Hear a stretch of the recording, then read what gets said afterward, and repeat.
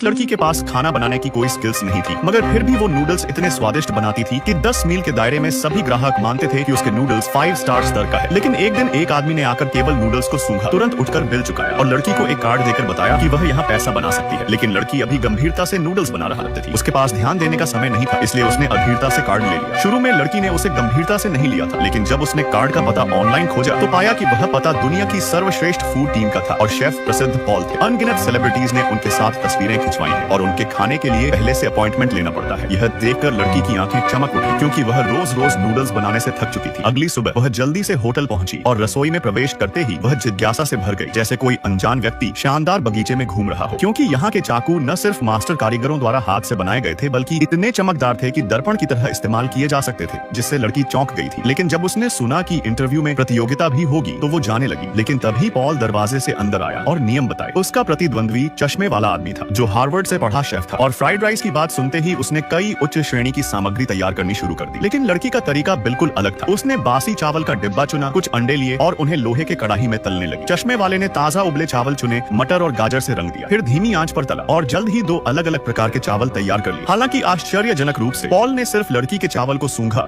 और तुरंत घोषणा कर दी कि चश्मे वाला हार गया है। चश्मे वाले आदमी को सुनकर अविश्वास हुआ, लेकिन बदले में एक जोरदार थप्पड़ मिला। दरअसल चश्मे वाला आदमी चावल लेते ही हार गया था, क्योंकि उसके चावल एक साथ चिपक गए थे, जबकि लड़की के चावल अलग अलग दाने थे। जैसे ही लड़की इस बात से खुश हुई, पॉल अचानक आगे आया और उसकी गर्दन सूंघी, और जैसे ही लड़की के शरीर से खट्टी गंध फैली, पॉल ने तुरंत उसे साफ कपड़े पहनने को कहा। और जल्द ही टीम को एक रात्रि भोज का काम मिला। उन्हें कल एक जनरल के लिए उच्च श्रेणी का वाग्यू बीफ पकाना था। लड़की को जल्दी काम सिखाने के लिए मुख्य शेफ ने खुद मांस काट कर दिखाया, लेकिन इस उच्च श्रेणी के खाद्य पदार्थ को काटना बहुत कठिन था। एक ही चाकू से मांस को 2 मिलीमीटर की पतली स्लाइस में काटना था। लेकिन हमेशा फ्राइड नूडल्स बनाने वाली लड़की को चाकू चलाना नहीं आता था, जिससे पॉल ने उसे बेवकूफ कहकर डांटा। कोई चारा न देख पॉल ने उसे मांस तलना सिखाया, लेकिन लड़की या तो ज्यादा तेल डालती या आग तेज रखती। पलक झपकते ही उसने 2 किलो बीफ बर्बाद कर दिया था। पॉल ने कहा, अगर आज अच्छा नहीं पकाया तो वो घर जाकर नूडल्स ही बनाने का काम करे। लड़की यह अपमान सहन नहीं कर सकी और बिना कुछ कहे जाने लगी। लेकिन लिफ्ट का बटन दबाते ही उसे पछतावा हुआ, क्योंकि उसने बड़े व्यापार को देख लिया था। वह कैसे छोटी दुकान पर लौटकर नूडल्स बनाना चाहेगी। इसलिए